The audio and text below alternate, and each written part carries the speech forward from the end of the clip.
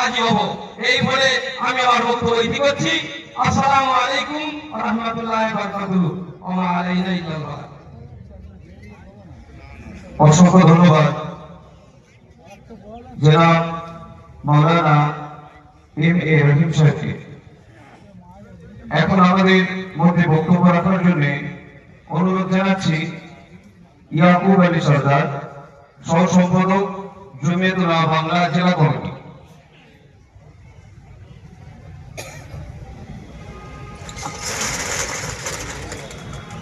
ধন্যবাদ প্রিয় সঞ্চালক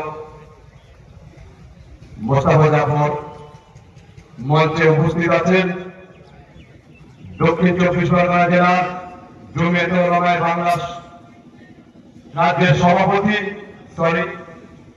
মঞ্চে উপস্থিত আছেন দক্ষিণ চব্বিশ পরগনা জেলা সভাপতি, রাজ্যের সম্পাদক সাজ্জাদ সাহেব।